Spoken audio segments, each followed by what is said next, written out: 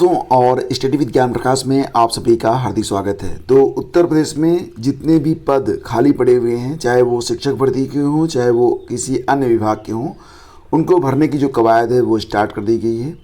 वहीं पर खाली पदों का ब्यौरा देकर शिक्षकों की भर्ती की मांग की गई है। डीएलएड के जो अभ्यर्थी हैं वो ये मांग कर रहे हैं कि पिछले लगभग 4-5 सालों से प्राइमरी में कोई भी शिक्षक भर्ती नहीं आई है, तो अभी भी प्राइमरी के लिए शिक्षकों के पद बहुत बड़ी संख्या में खाली हैं, अतः उन पर भर्ती को शीघ्र शुरू किया जाए, अदरवाइज जो अभ्यर्थी हैं वो आंदोलन करेंगे।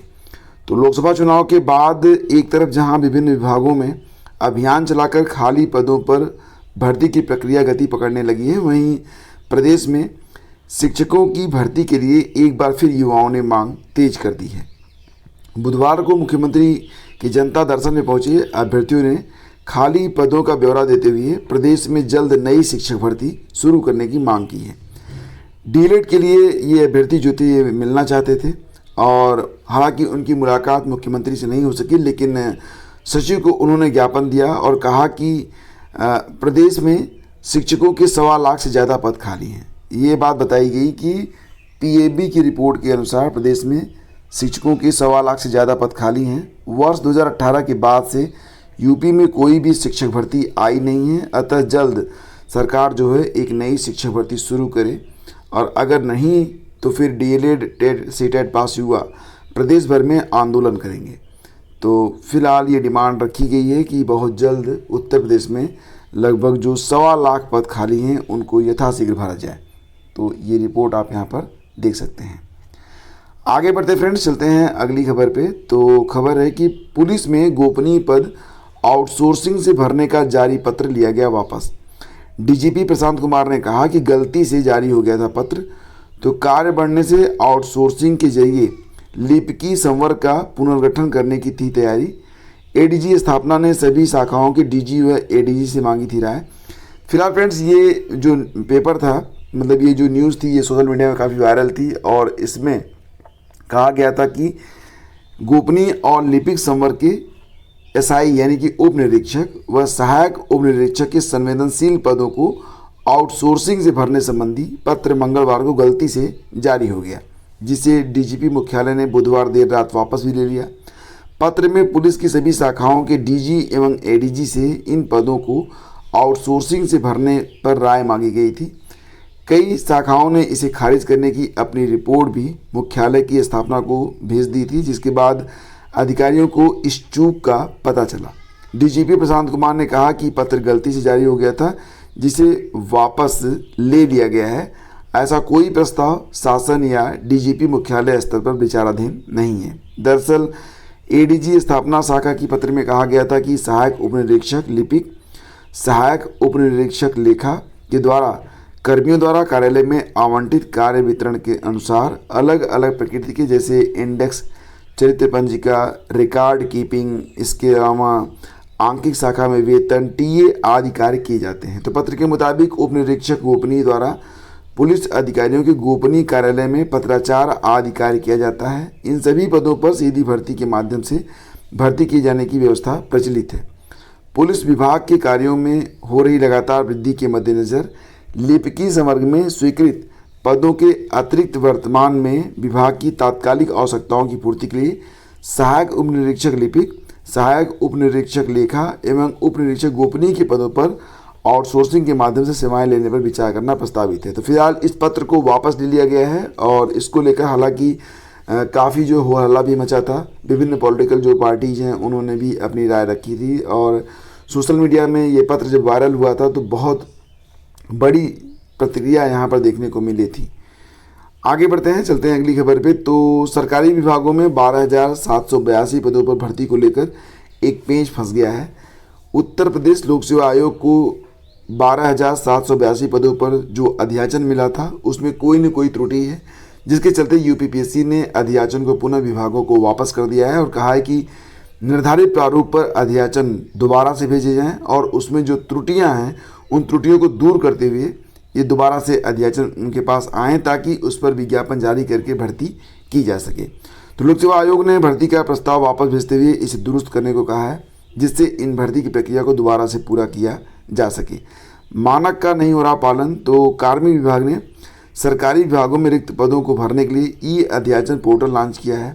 सभी आयोगों को इसके माध्यम से ही प्रस्ताव भेजने का निर्देश दिया गया है। इसके बाद भी विभागों द्वारा इसका पूरी तरह से पालन नहीं किया जा रहा है। विभागों का पालन नहीं, कुछ प्रस्तावों में नियमावली का हवाला नहीं दिया गया, तो कुछ में योग्यता स्पष्ट नहीं है। हालांकि सरकार अब तेज़ी से जितने भी पद रिक्त हैं उनको भरने के लिए निर्देश जारी कर दिए गए हैं और लगभग सभी विभाग अब तेज़ी से इस पर अग्रसर हैं। लेकिन अगर अध्याचन में कोई त्रुटि रहेगी तो विज्ञापन कैसे जारी होगा, इसलिए ये 12,000 से ज़्यादा पदों पर जो विज्ञापन था वापस किया गया है और यथाशीघ्र इन पर जो विज्ञापन जारी किया जाएगा।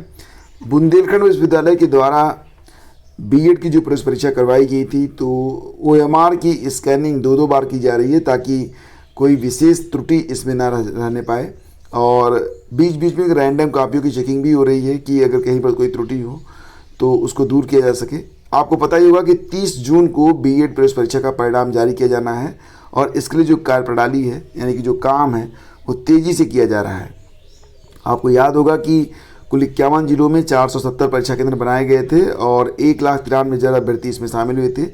परीक्षा होने से अगले दिन से ही उत्तर पुस्तिकाओं की जांच का काम शुरू कर दिया गया है और अब पूरा टारगेट ये है कि 30 तारीख तक जो रिजल्ट है उसको डिक्लेयर कर दिया जाए। निदेशालय को भेजी असिस्टेंट प्रोफेसर के रिक्त पदों की सूचना। तो जैसा कि आप लोग जानते हैं फ्रेंड्स कि सीएम ने दिए हैं जल्द भर्तियां करने के निर्देश। तो मुख्यमंत्री योगी आदित्यनाथ ने भर्तियां शुरू करने के लिए जो निर्देश दिए थे, जिसके बाद भर्ती संस्थाओं पर दबाव बढ़ा है।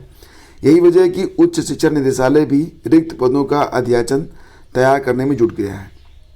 अगर निदेशालय जुलाई में शिक्षा सेवा चयन आयोग को अध्याचन भेज देता है तो अगस्त या सितंबर में आयोग नई भर्ती के लिए विज्ञापन जारी कर सकता है। ध्यान दीजिएगा कि जो असिस्टेंट प्रोफेसर के लिए नया विज्ञापन है वो अगस्त या सितंबर में जारी हो सकता है।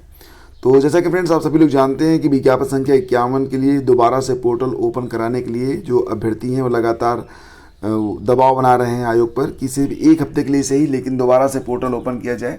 लेकिन जो पुराने अभ्यर्थी हैं जो ऑलरेडी इसमें आवेदन कर चुके हैं तो वो चाहते हैं कि इसमें नए आवेदन ना आए और लगभग 1.25 लाख 1 लाख के आसपास जो अभ्यर्थी हैं सिर्फ उन्हीं के आधार पर ये जो परीक्षा है वो करवा ली जाए।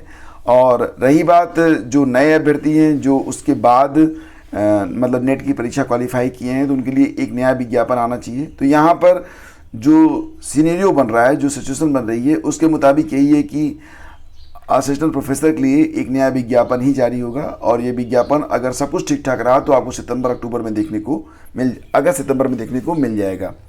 तो प्रदेश के अशासकीय सहायता प्राप्त महाविद्यालयों में असिस्टेंट प्रोफेसर के रिक्त पदों की सूचना उच्च शिक्षा निदेशालय को भेज दी गई है। हालांकि अभी इसमें सीटें कितनी हैं ये क्लियर नहीं है और जब आपका विज्ञापन जारी होगा तभी आपको क्लियर होगा कि सीटें कितनी हैं। कमेटी अगले सप्ताह से काम करना शुरू कर देगी, जिसके बाद प्रदेश के जिन कॉलेजों में रिक्त पदों की सूचना आई है उनका सत्यापन होगा। सत्यापन के बाद आपको क्लियर पता चलेगा कि कितनी सीटों पर विज्ञापन संख्या 52 के अंतर्गत जो भर्ती है वो करवाई जाएगी। तो काफ़ी बड़ी संख्या में पद खाली हैं, ट्रांसफ़र भी हुए हैं और कुछ लोगों की डेथ भी हुई है, कुछ लोगों ने जॉब छोड़ी भी है। तो तमाम चीज़ें हैं। इसके बाद अब यहाँ पर एक नया विज्ञापन जारी करने की तैयारी है और ये विज्ञापन अगस्त सितंबर में आ सकता है। आगे बढ़ते हैं। जूनियर इंजीनियर की उत्तर कुंजी जारी कर दी गई है।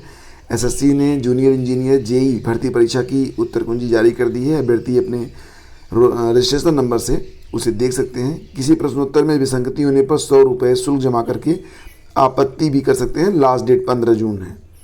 और नीट यूजी में जो 1563 अभ्यर्थियों को कृपांक ग्रेस मार्क मिले गए थे वो रद्द कर दिए गए हैं और 23 जून को इसके लिए फिर से परीक्षा का विकल्प दिया गया है। हालांकि ये कंपलसरी नहीं है।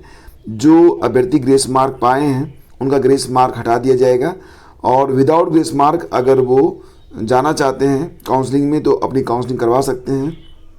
लेकिन अगर उनको लगता है कि उनके अंक कम हैं तो उनके लिए 23 जून को, मतलब जो अभ्यर्थी चाहें, ये वैकल्पिक है, जो चाहेंगे तो 23 जून को वो परीक्षा में बैठेंगे। 30 जून को रिजल्ट आ जाएगा। इसके बाद जो आपकी काउंसलिंग है वो 6 जुलाई से स्टार्ट हो जाएगी। हालांकि जो अभ्यर्थी कोर्ट नहीं पहुंचे हैं उन्हें परीक्षा में बैठने का विकल्प नहीं दिया गया है। तो याचिकाकर्ता अलख पांडे के वकील जे साईं दीपक ने बिना सोचे समझे कृपांक दिए जाने की आलोचना करते हुए कहा कि उन छात्रों को दोबारा परीक्षा का विकल्प दिया जाना चाहिए जो समय की बर्बादी का आरोप लगाते हुए अदालत नहीं जा सके। तो पीठ ने यह कहते हुए याचिका खारिज कर दी है कि मामले का दायरा उन लोगों तक नहीं बढ़ाया जा सकता जिन्होंने अदालत का दरवाज़ा नहीं खटखटाया है। तो ये पूरा बहुत ही संवेदनशील मुद्दा है जो कि सोशल मीडिया पर है। वहीं पर शिक्षा मंत्री धर्मेंद्र प्रधान ने कहा है कि नीट यूजी में पेपर लीक के आरोपों की पुष्टि करने के लिए कोई सबूत नहीं है, मतलब पेपर लीक नहीं हुआ है। ठीक है।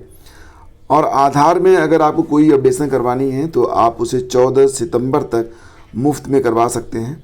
और अगर आपके आधार में आपका मोबाइल नंबर है तो उसे घर बैठे आप कर सकते हैं, अदरवाइज आप आधार सेंटर पर जाकर इसे करवा सकते हैं। और ऑफलाइन होंगे एडेड माध्यमिक विद्यालयों के शिक्षकों और प्रधानाध्यापकों के तबादले, शासन ने भेजा पत्र। तो प्रदेश के अशासकीय सहायता प्राप्त माध्यमिक विद्यालयों में शिक्षकों व प्रधानाध्यापिकाओं के तबादले ऑफलाइन किए जाएंगे। ये तबादले भी 30 जून तक पूरे करने होंगे। शासन ने इसके लिए विस्तृत दिशा निर्देश गुरुवार को जारी कर दिए हैं।